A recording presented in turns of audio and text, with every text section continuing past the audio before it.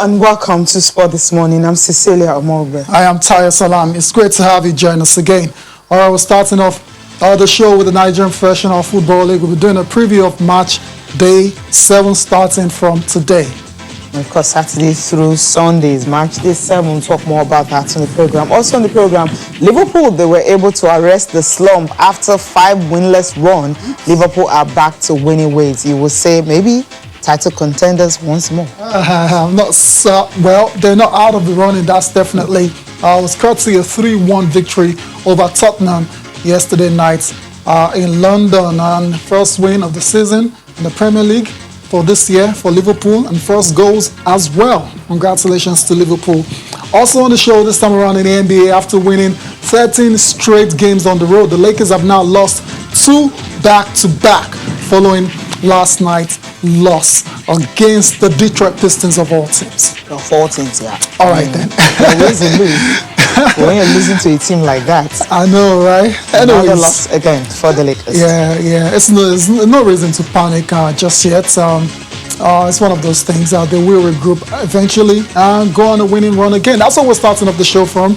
The NBA games played last night, not a packed schedule at all. Cecilia, just the 3 games, and we'll give you the results. 4 games, as a matter of fact. Starting with the Blazers and the Rockets, ended 104-101 in favor of Houston. Victor Oladipo was the star of the show in that game. Elsewhere was the Lakers losing 92-107 against Detroit. The Clippers, that's the LA Lakers neighbors, they won their own game 109-105 against the Miami Heat, even though they were still missing, of course, Kawhi Leonard and Paul George. Last but not the least is the Warriors losing against the Phoenix Suns. Well beaten, 114-93. Let's talk about the Lakers, Cecilia. No AD. There is a problem. Yeah, there's going to be a problem. And in this game, actually, LeBron James started on fire. Started so well. Made his first 7 shots. But after that, it just went downhill. It went down. Second half made just 2 points. Can you imagine LeBron playing a full 24 minutes, just scoring 2 points? Okay, not full 24 minutes, the second half. Maybe we can't say burnout. I think he sometimes have bad days. So it was just one of those bad days. But at the end of the day, he posted a double-double, 22 points and 10 assists, and went with 7 rebounds. And the team were well beaten. When you don't have Anthony Davis, you needed LeBron James to put up another big numbers, maybe up to 30 points and all that. Interesting you said something about off day. Anthony Davis out. No, LeBron. Need up to put up to. Yeah, like having like burnout or something like, because they asked him after the game as well if he's tired, and he said, "No, I'm not tired. That's not why we lost. That's not why we lost." Some very few numbers. Exactly. He's trying to give all the reasons. Anyways, let's get to listen to the post-match reaction coming from that game. LeBron James and the coach Frank Vogel trying to explain what happened against Pistons. Yeah, I don't know if we ran out of gas. I mean, we just didn't have a great rhythm that second half in any way. We'll go back and look at the tape and see where we went wrong. We didn't have as much of a defensive disposition, and that forced us to not get out in the open court, and playing without Anthony. We're just looking to find a rhythm with combinations that are not used to being out there, and we just didn't find it. We've been pretty good on the road, but tonight was definitely not our night. I think early on I got it going, and then I still, at the end of the day, still got to get my teammates involved. Even with my scoring early, we didn't have many assists and things of that nature. So I want to try to implement my guys, get my guys involved in the game, and I definitely missed some shots that I know I'm accustomed to making, but it had nothing to do with my legs. He's not tired. There you go, LeBron James, LA Lakers superstars. Couldn't help his team win that game against Detroit Pistons. Let's leave the Lakers and go and talk about the Rockets. Cecilia, 4 wins in a row now for Victor Oladipo, John Wall, Marcus Cousins, and the gang. They're gelling. Slowly but surely. Bad luck for James Harden. Okay, no, I wouldn't say that. Okay, I wouldn't be saying that. He did a lot for the Rockets. But, we were thinking that with him going and with the numbers of points he usually puts up, who would do that? But then Victor Oladipo, said, no problem. He can actually fit in for that, and he's been able to do all that. So it's a good one for them so far this season. We're talking about Victor Oladipo, had 25 points, 7 rebounds, and 5 assists. And of course, they were able to beat the Portland Trail Blazers by that margin, 104 and 101. Good victory for them, especially after being down by 20. Showed a lot of fight, a lot of spirit to come back in that game. Victor Oladipo, like Cecilia said, had a very, very good night. Also, John Wall contributed 20 points in that game, and those two guys seem to be gelling very, very well for the Rockets. Let's take a listen to them now. I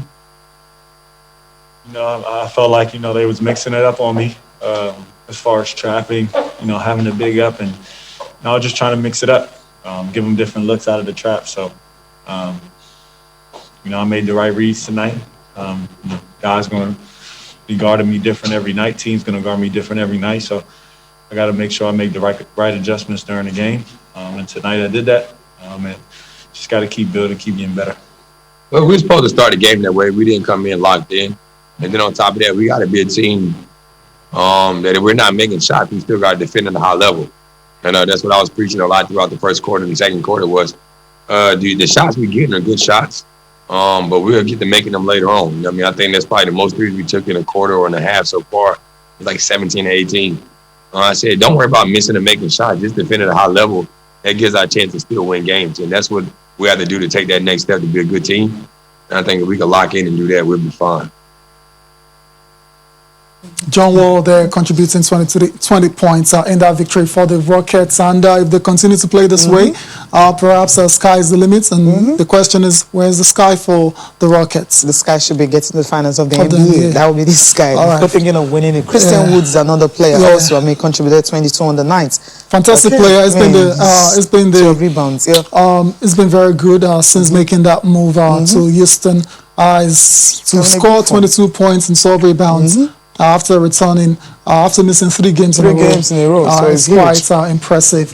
And so congratulations to the Rockets. Hopefully they can carry on this winning run for the sake of Victor Oladipo. Yes, that's why we're interested in him. That's all. Nothing we have anything to do with Houston on the show. All right, and still more games from the NBA. Let's talk about Miami Heat. Another team with a lot of Nigerian interests. Fortunately, it's not been a great start to the season for them. After reaching the finals last year, we expected Miami to go on from strength to strength, but COVID has decimated their season. A lot of injuries as well too, and they were in action, losing against the Clippers. We'll come back to this later on. Fans are actually back in Miami, Cecilia. And interestingly, we'll come back to this short and it'll be let's just take reactions that are coming from Miami. Let's listen to Bam Adebayo as well as Gabe Vincent, the 2 Nigerians involved in that loss against the Clippers. Well, I mean, it's tough. I'm not going to say it's not, but, we're not going to make any excuses for that. We had enough to win this game, and we fell short.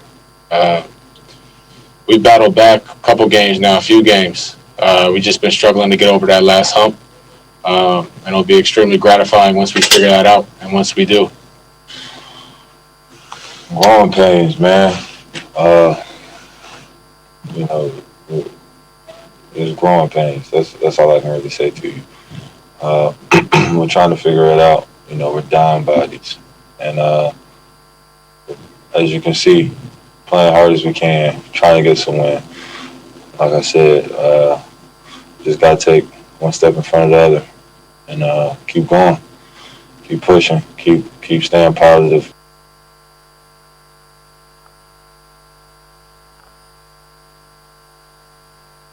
There you go, Bam Adebayo, despite his best efforts. Yet another loss for Miami. They're missing 7 players. That's a lot in basketball. We're missing just 2. Exactly. So I mean, both sides missing players and all, but you cannot argue that they were. When you don't have Jimmy Butler, I mean, that's a whole huge loss to me. We're not talking about the other players that are also not playing. So, but if you go to Clippers, just 2, I mean, Two big players. Okay, now talking about fans returning to the stadium, I mean, they had to do something differently. So Sniffy Dogs had to be the one, to turn the Sniffy Dogs for them to be able to, get those, to be able to carry the whole COVID-19 protocol and all that. It's a whole lot of job because it's difficult for you to get allow fans to come to the stadium because numbers are reduced. But then when you're coming in, you have to make sure that, yes, they are negative, their temperature is okay, social distancing and all that, but they feel okay, they can actually rely on Sniffy Dogs to be able to do all this for them. Dogs are incredible. Cecilia, that's a canine team right there. Interesting to see the Miami management turn into this COVID-19 sniffing dogs to screen fans before entering the American Airline Arena that's in Miami. If you're wondering, I know you're wondering, how is this supposed to happen? Anyways, let's take a listen to one of the officials. They can spot it within seconds. So dogs are the most efficient mobile detection system. They're a biosensor, right? They're a living, breathing animal that has this incredible olfactory senses that are used across the world in a variety of environments. When I walk into my grandma's house and I smell her pasta sauce, I smell pasta sauce, right? A dog comes in and they smell tomato, basil, oregano, salt, pepper, garlic. The dog is not going, okay, tonight I'm finding COVID-19. They're playing a game with their hunt drive that they've been imprinted to find this odor, and when they find it, they get rewarded. All right, there, Cecilia. What more can you say about dogs, man? They're just incredible animals, and they serve so many purposes. And so this is not a surprise to me at all. That's all. If you've got the virus, the dog will sniff it out. They know. They're that incredible, animals, and it's amazing, right? Well-trained dogs, well-trained. So, of course, the canines, not just that's just the best bingos. way. That's the only way you can actually allow fans to get into this. What dogs, would they really be right? Yeah, see, there's a lot of research into this. They've done it over and over again. They know how to sniff anything out. And just in case if you're scared of dogs or you've got allergies and stuff like that, there's other provisions for you as well. So you could do a rapid test just to confirm you're negative before you go inside. So they're not leaving anything to chance, not leaving no chances taken whatsoever. I know we're all looking forward to getting back to our normal lives, but then COVID-19 is still very much out there. Let's go to Melbourne, the Australian Open. First major of the year is just around the corner. It is. It starts in February 8th. We all know the situation with the players in hard quarantine. Thankfully, they've been freed now. They're out of jail. Not jail, they're out of quarantine anyways. And they're back to playing as well too. Very important because their grouse then was that they couldn't train. They couldn't get ready. We've seen pictures for them leaving their hotels and all of that. And after this, they needed to start playing tennis, and that's where Novak Djokovic, Filip Krajinovic, Serena Williams, and Naomi Osaka, got on the courts. We're actually seeing fans are coming into the arena as well too. No social distancing and all that. Yeah, of course. Let's start with Djokovic and his teammate Filip Krajinovic. So Djokovic was supposed to play this game, pulled out because of a blister, so Filip stepped in and took the first set against Italian teenager, name beats me now, Jack Sinner, Jannik Sinner, that's Jannik Sinner right there.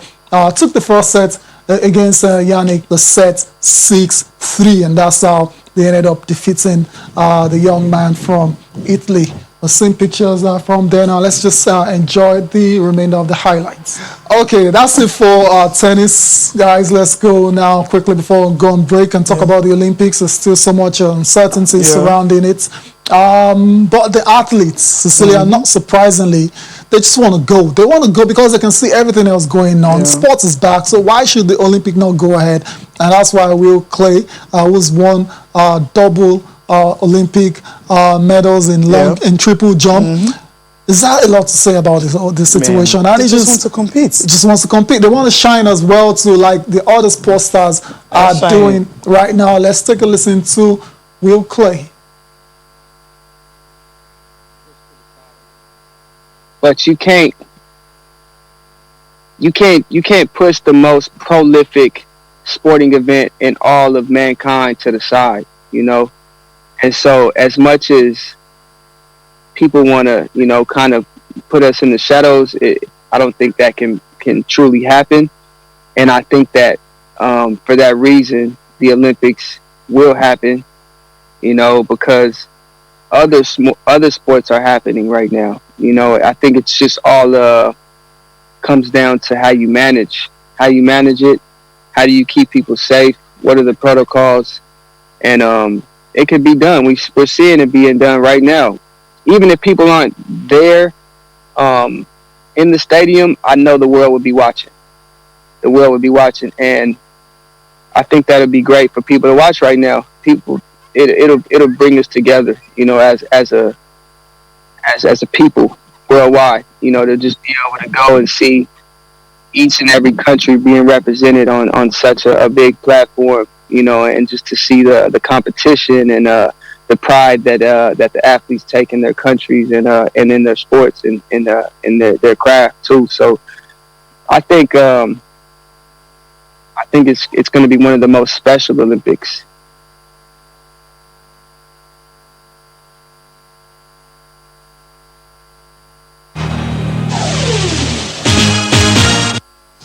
Welcome back. Okay, you guys can talk to us on our Twitter handle. Let's talk about NPFL this weekend and also the fact that the champions Liverpool are back to winning ways. Yep. Will they be able to compete for the title? So Manchester United, Manchester City should watch their back. Liverpool have started scoring, and once they start scoring, they don't stop. It started with the game against Manchester United. Yes, that's why Jurgen Klopp said he saw positive. He can take positive from the game, the fact that Mo Salah was able to score 2 goals. Yeah. And of course, yesterday you had Firmino, Mo Salah, Sadio Mane. I mean, the 3 front men all on score sheet and Liverpool totally boxed that game. So it shows that, well, they are back, right? Yeah, Liverpool, that was more like it from Liverpool. More So, like it, Liverpool after that fans, 5 minutes. So tell us, happy you know, can days they to actually y'all. win the titles? Also, MPFA, we have games today. Well, you say the Northwest Derby, or so to speak. I mean, you have Plateau United, and of course, Nasarawa. That game will be 4 p.m. today, and it will be live. So for Plateau and Nasarawa, Plateau United fans, what are you guys expecting from the game? Will Plateau United be able to win at home against high-flying Nasarawa United, who are yet to lose a game this season? And of course, they are top of the league table. So talk to us about MPFL and some other games to be expecting this weekend. course. Manchester United and Arsenal. there you will go. be in action. I The mean, big game of the weekend. United fans have Arsenal. been talking about the fact that they will bounce back with Arsenal, but Arsenal in good form. Yes. And see what's going to happen in that game on Saturday.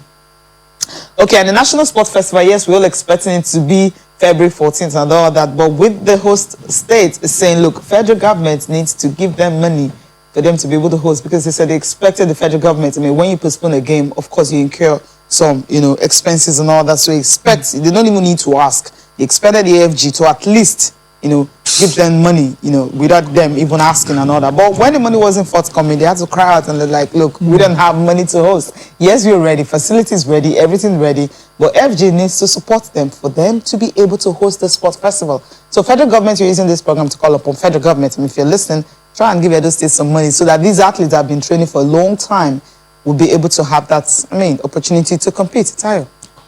Okay, let's listen to Edo State Deputy Governor. He was on Sports Tonight last night talking about a whole lot of issues and why they need that money to actually host the tournament.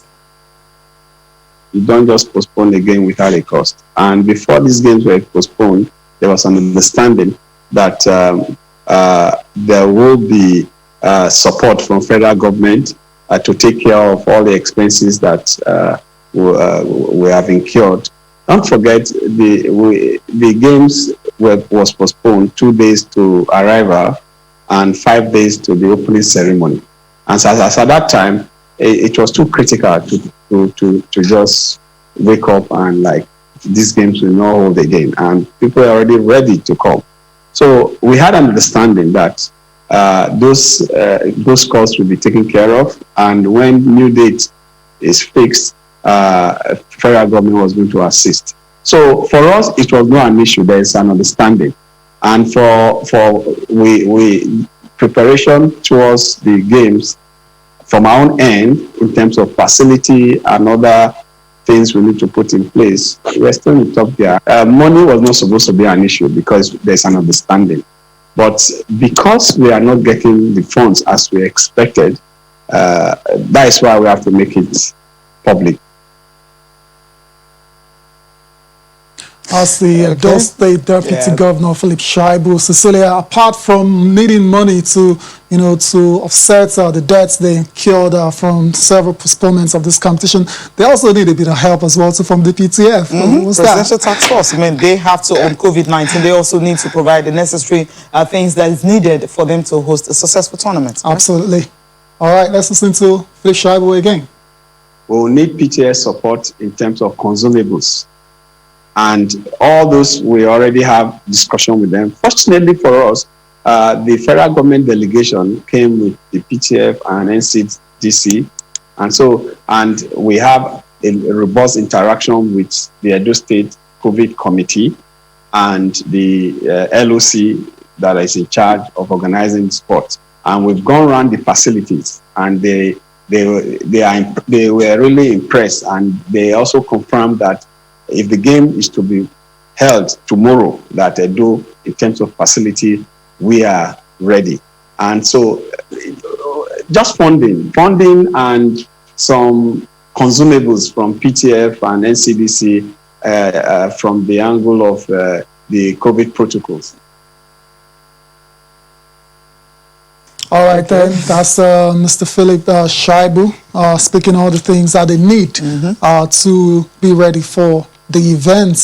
Cecilia, there's not a lot of time. Yeah, there's not a lot of time at all. He's the LOC chairman, so he understands what he's talking about. So they need the help from the federal government for them to be able to host it. So if they can get all the support they need from the FGN, PTF, and NCDC, definitely, we'll have a very, very robust national sport festival. I'm not sure about robust, Cecilia. I'm never sure the competition will go ahead in the first place. Like I said, we haven't heard anything from... Be pessimistic. Yeah, well, it got to be realistic at times, and that's what we're trying to be on this show. Let's leave the National Sports Festival now. Let's go talk about athletics quickly. The MOC Grand Prix, the 3rd edition, the organizers have announced, details about it, when it's going to start and all of that, which is a welcome development for Nigerian athletes who have been inactive for a long time as well, too, because of COVID-19. So this is a fantastic opportunity for them to,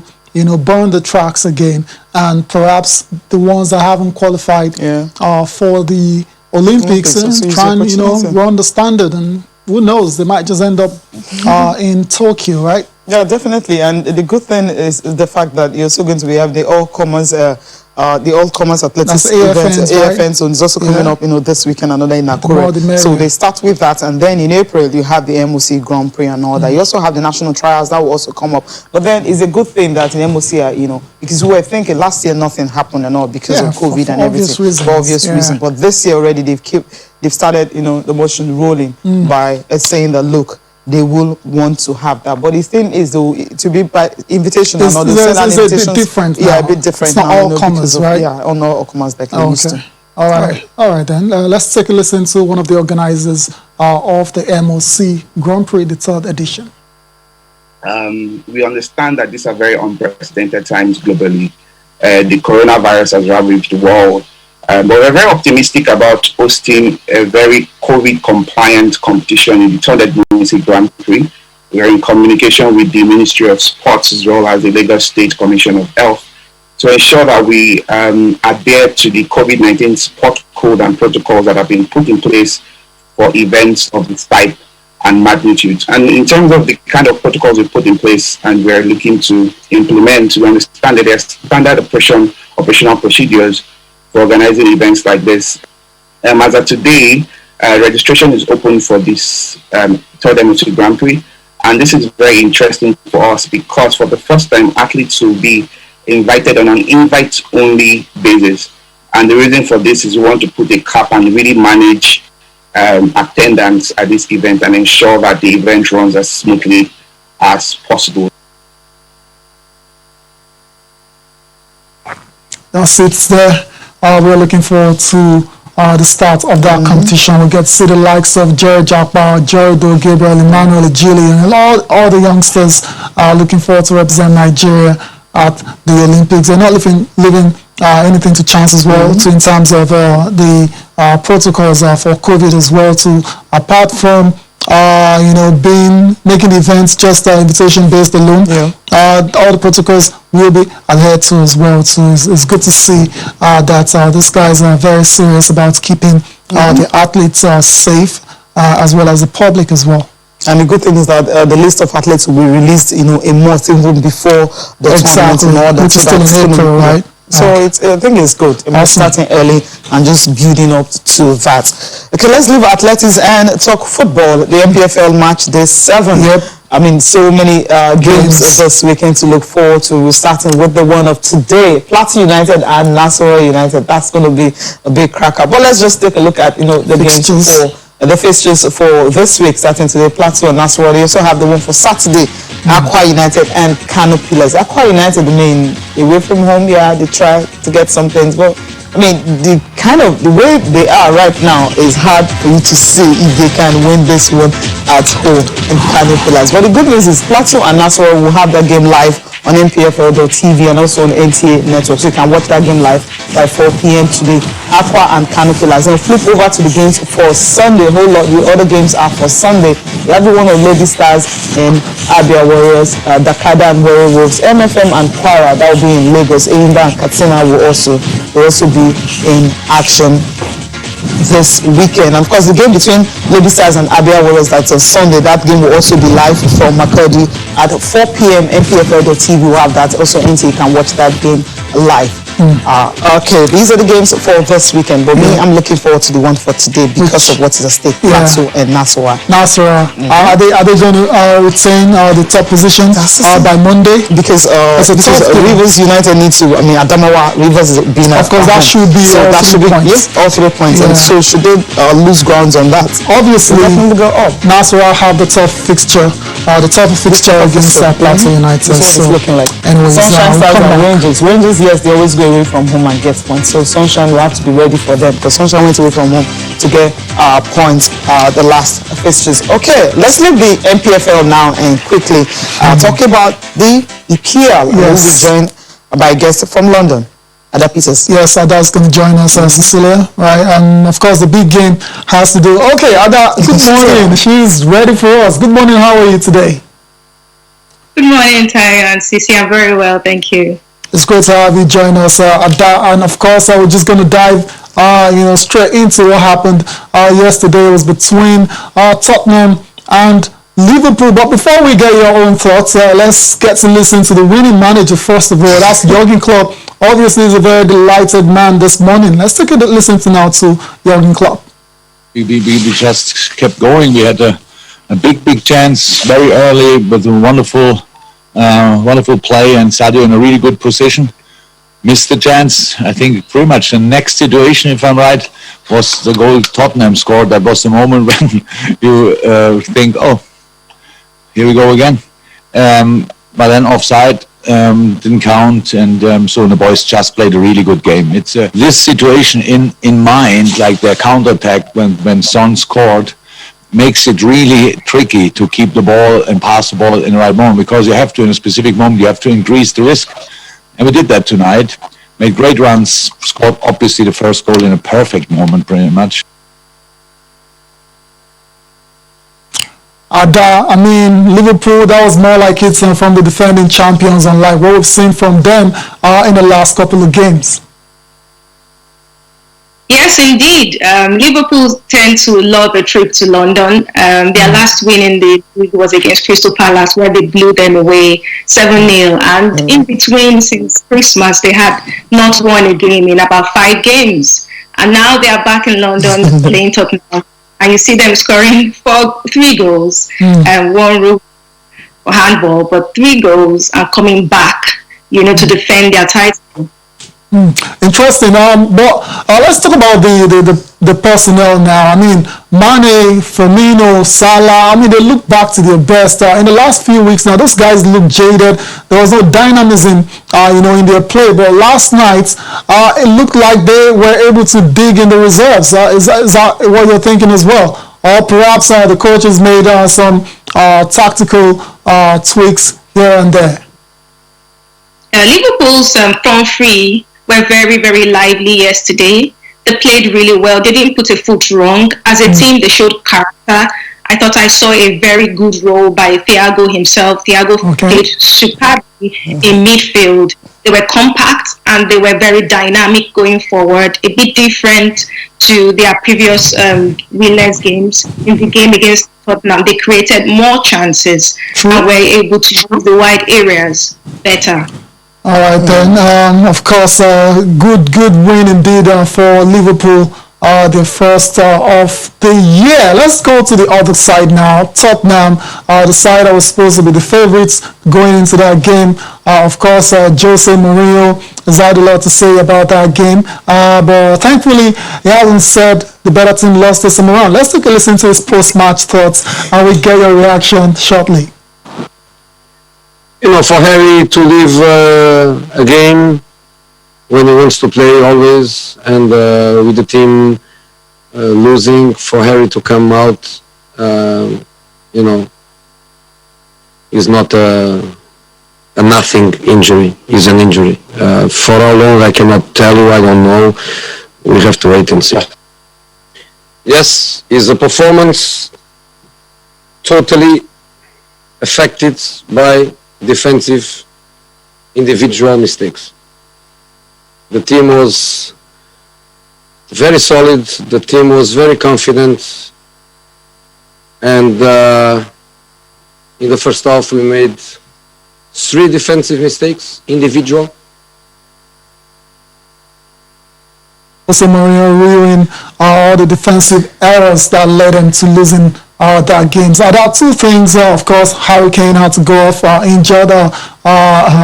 injured, 2 ankles injured, not a great night for Harry Kane. And Jose also spoke about the individual errors that, you know, pretty much condemned them to that loss.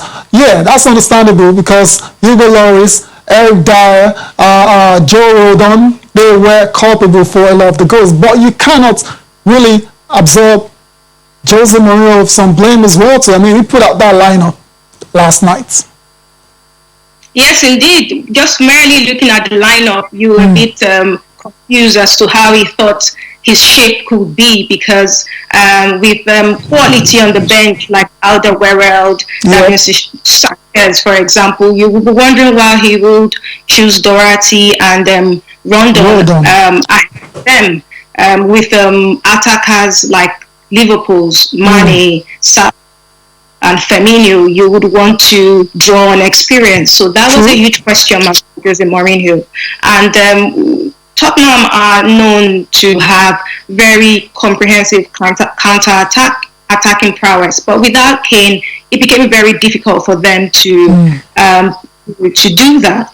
And that then makes it maybe the stage for Gareth Bale because that is a player with a pedigree that can take them forward. But at this time, without Harry Kane, it's very critical for Jose Mourinho to rethink his structure and his tactics going forward with Tottenham Hotspur. Indeed. He doesn't have a choice now. Harry Kane is expected to miss quite a number of games. So, like I said, perhaps it's time for Gareth Bale to step up. There's also Carlos Vinicius as well. So the guy was brought in to be a backup for Harry Kane. Hasn't seen loads of playing time this year. It's an opportunity for him to stake a claim to a starting shirt as well. So let's leave Liverpool and Tottenham and let's go and talk about the game sports this weekend in the English Premier League. The big one is obviously between Arsenal and Manchester United. Arsenal in great form, won their last game at St. Mary's. Very, very difficult, tricky ground to go to, but they got all 3 points in that one.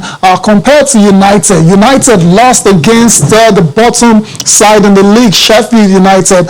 That was a couple of days ago. How do you see this one playing out? Of course, Arsenal seem to be in the better form.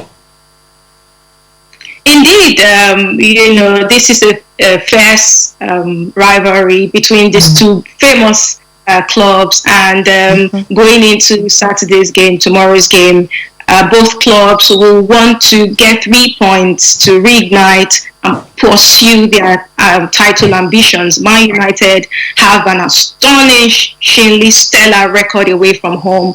They have not lost away from home in 367 days. Wow. They are doing so well.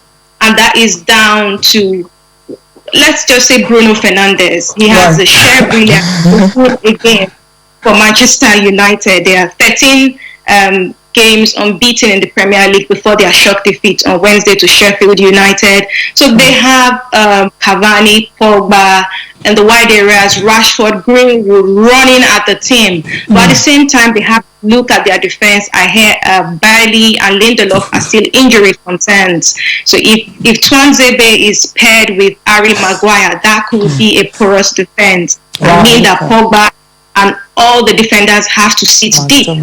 Arsenal, on the other hand, might still be without their captain. He has to be with his mom. She's not feeling too well. At the same time, they have certain injury concerns with Partey, the left back Tierney, as well as the creative youngster Smith Rowe. Odegaard is new, but with these players in absentia, Arsenal might not feel the team that would be able to match Man United man for man. Man might just continue their stellar record away from home. Who knows? Interesting. All right, Ada, we need to quickly go on a short break. We'll be back with you and we'll talk about some big money happening in Europe.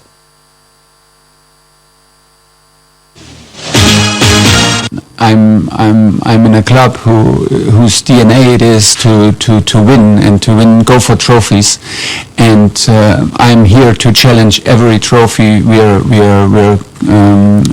play for in the competitions, and that means that, realistically, this year it's the Champions League and it's the FA Cup. To speak now about the Premier League title is where there are too many teams in between us. This is not realistic, and we will just lose the focus if we start here.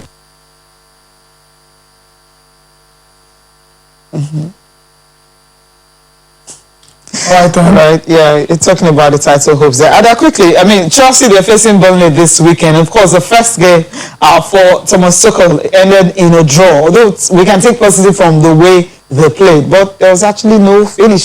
Scoring goal was a problem for them in the midweek. Indeed, it was pretty much a one-dimensional game against Wolves. You saw a Chelsea team that changed shape. Thomas Tuchel has introduced a different dimension to the way he structures his team, and then they kept a lot of possession and had so many passes, over 800 passes between them. Of course, the end product was lacking, but I see a club that is looking to improve on themselves. They also have very, very quality players in the squad. They have added big money signings over the summer. So I see them being able to score goals against Burnley and hopefully get 3 points. But we know how Burnley, they played Liverpool. That win was fantastic against Aston Villa, coming from goals down to be able to win 3-2. So it simply means they're a team that can really score goals. So for Chelsea right now, from the formation he played on Wednesday, we discovered that, maybe Mason Mount is really not his best friend, so to speak. Tammy Abraham, all of them started from the bench and all that. Olivier Giroud started, yes, but then he couldn't do much in that game. So what would be his best bet to be able to get goals from these players? It will be interesting to see how Tuchel wants to use his very rich and deep squad, because he has a lot of players that can get him the goals. But he has to focus on those who have been getting the goals, like Tammy Abraham and Mason Mount. For me, it's very important for him to reintroduce them to the starting lineup if he wants that end. Okay, Ada Peters, thank you so much for joining us this morning. Hope to do this again. Thank you very much.